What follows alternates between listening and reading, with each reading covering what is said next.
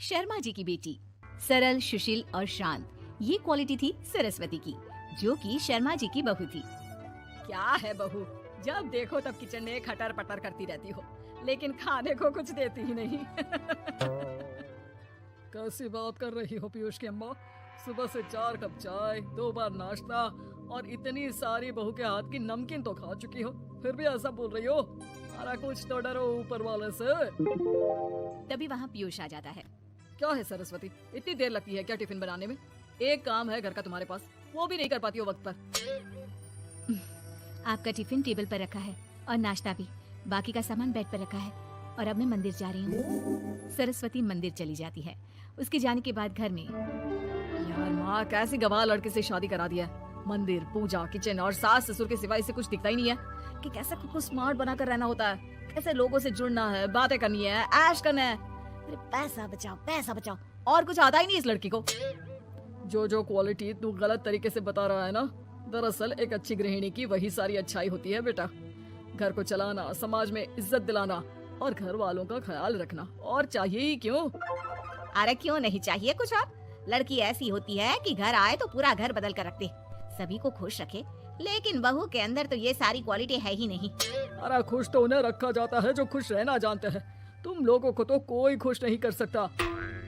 पिताजी, अब आप ही लोग सोचिए, क्योंकि मैं किसी और से शादी करना चाहता हूँ। आप लोगों को बहू के साथ रहना है या मेरे साथ? क्योंकि मैं अब इसके साथ नहीं रह सकता। मैं बहू को नहीं छोड़ सकता। उसके मरते पिता को मैंने वादा किया था कि मैं उसे बेटी बनाकर रखूंगा। तो ठीक है ना माँ, तैयार कर ले अपना सामान, हम दोनों किसी और घर में रहने चलेंगे तेरी नई बहू के साथ। अरे हाँ बेटा, वही ठीक है, लेकिन मैं तेरे पिता के बिना भी तो नहीं रह सकती। तो मेरे बिना रह सकती हो? ठीक है, मैं अकेले ही चला जाता हूँ। बेटा वहाँ से चला जाता है, लेकिन सास का दिल नहीं लगता। बहू मंदिर से भी हो आती है और फिर, माँ, पिताजी, खाना लग गया है, खा लीजिए। हाँ हाँ, तुझे बस आता ही क्या है, खाना बनाना और खाना खिलाना। अरे सुन, मेरे सारे कपड़े पैक कर दे। क्यों माँ जी, कहीं जा रही हैं क्या? हाँ बेटी, ये अपने बेटे के साथ रहने जा रही है, लेकिन घबरा मत, तेरा पिता तेरे साथ है। बहू समझ नहीं पाती कि उसके साथ हो क्या रहा है, लेकिन फिर ससुर उसे सारी बात बता देता है। बेटा, ये नई बहू कब आ रही है? मुझसे घर का काम नहीं होता, वैसे भी तेरी पहली निकम्मी बीवी ने मुझे किसी काम का नहीं छोड़ा। माँ, वो बस आने वाली है, और हाँ माँ, उसके आगे ना थोड़ा स्टैंडर्ड से रहना, क्योंकि वो थोड़े बड़े घर की लड़की है, उसका एक स्वैग है, स्वैग। तभी वहाँ एक बहुत सुंदर सी लंबी सी लड़की आती है। हे पीयूष, भागकर कैब से मेरा सामान ले आओ, और हाँ प्लीज एसी ऑन करके जाना। रीमा, ये मेरी माँ है, तुम चाहती थी ना कि मेरी माँ हम लोगों के साथ रहे। हेलो आंटी जी, हम लोग ना जल्दी शादी कर लेंगे, फिर मेरी जैसी टॉप लड़की आपको अच्छी बोलेगी। एक्साइटेड होंगी ना आप? पर नो इश्यू। पीयूष, सामान ले आओ ना, एंड आंटी आप पानी ले आइए प्लीज। माँ को तो समझ में ही नहीं आता कि वो क्या करे। वो बहू के लिए पानी लेकर आती है तो उसका पैर पर्दे में फंस जाता है और वो गिर जाती है। ओहो, पूरा पानी गिरा दिया। कांच का ग्लास क्यों छूती है जब हाथ पैर नहीं चलते? कितनी मुश्किल से मैंने और पीयूष ने ये गृहस्थी बनाने की कोशिश की है। अरे पर तो क्या हो गया, गिलास ही तो टूटा है। अपने घर में तो रोज एक तोड़ती हूँ, लेकिन मजाल है सरस्वती कुछ कहे। और हाँ, मैं पानी वानी नहीं पिलाने वाली, मुझे ऐसी कोई आदत नहीं है। बहू हो, बहू की तरह रहो, समझी? तभी वहाँ पीयूष आ जाता है, जिसे देख रीमा रोने लगती है। देख लो अपनी माँ को कैसी खरी खोटी सुना रही है। और अभी तो मैं आई हूँ, थक गई थी, बस पानी क्या मांग लिया, कह रही है बहू हो, बहू की तरह रहो। अरे यार माँ, समझा कर लाया था ना कि कैसे रहना है। माँ, ऐसा करोगी तो मैं भी नहीं रख पाऊंगा तुमको हमारे साथ। वैसे भी आप ये समझो कि रीमा ने खुद कहा था कि माँ को साथ रखना। अरे हाँ हाँ बेटा, वो सिर्फ इसलिए कि मैं घर का सारा काम करूं, बैठे बैठे इस महारानी को खाना पानी दूं।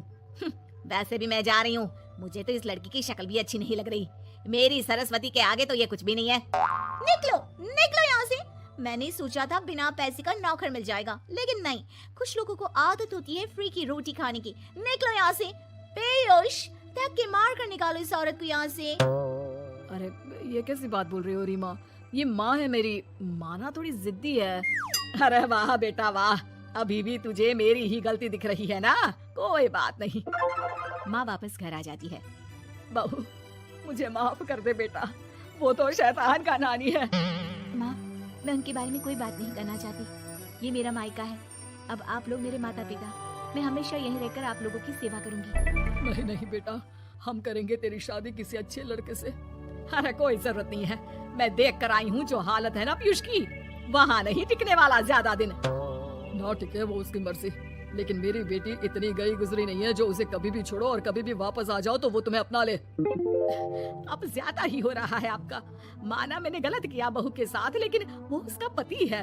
और फिर कहावत है ना, सुबह का भूला शाम को वापस आ जाए तो उसे भूला नहीं कहते। तभी वहाँ पीयूष आ जाता है।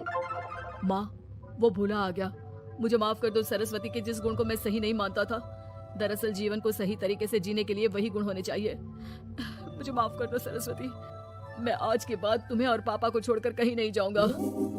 और मुझे भी बेटा। बेटा जहन्नुम में भी जाए तो उसके साथ रहने को तैयार हो जाए, वही तो माँ होती है। मुझे माफ कर दो माँ।